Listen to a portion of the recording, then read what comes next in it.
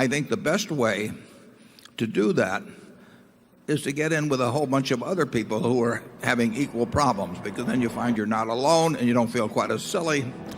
And of course, that's what they did at the Dale Carnegie course. I mean, we would get up in front of 30 other people who could hardly give their own name, and after a while we found out we could actually pronounce our own name in front of a group.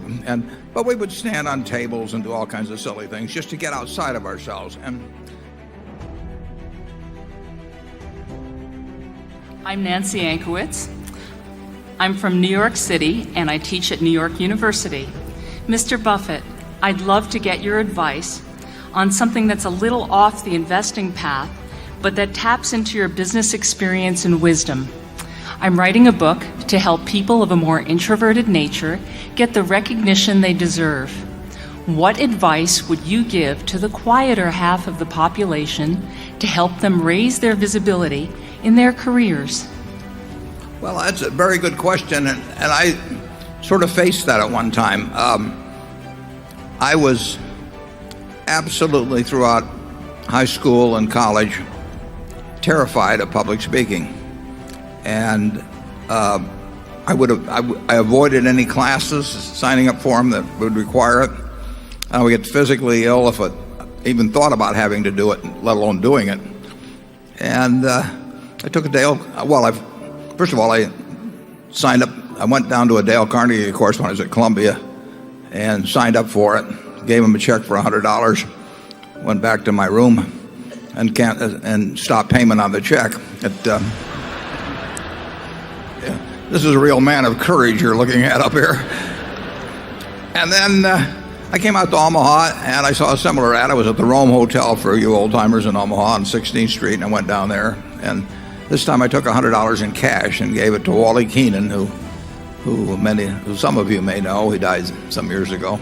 First time I'd met him, and I took that course. And when I finished that course, I went right out to the University of Omaha and volunteered to start teaching, knowing that I had to get up in front of people. I think the ability to communicate both in writing and orally is of enormous importance.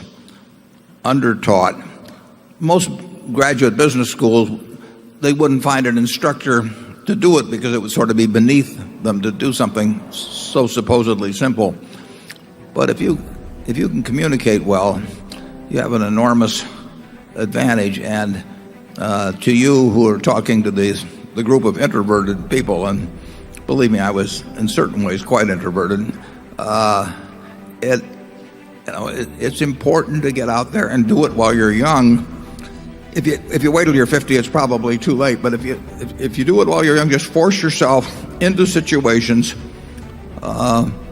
where you have to develop those abilities. And I think the best way to do that is to get in with a whole bunch of other people who are having equal problems, because then you find you're not alone and you don't feel quite as silly. And of course, that's what they did at the Dale Carnegie course. I mean, we would get up in front of 30 other people who could hardly give their own name, and after a while we found out we could actually pronounce our own name in front of a group. But we would stand on tables and do all kinds of silly things just to get outside of ourselves. And you may have thought by this point you may think it went too far in my particular case, but that's another problem. But you're doing something very worthwhile if you're helping introverted people get outside of themselves and working with them in groups where they see other people have the same problem and they don't feel quite as silly themselves. I think you're doing a lot for some human beings when you help them do that. Charlie? Yeah, it's a real pleasure to have an educator come who is working to do something simple and important instead of something foolish and unimportant.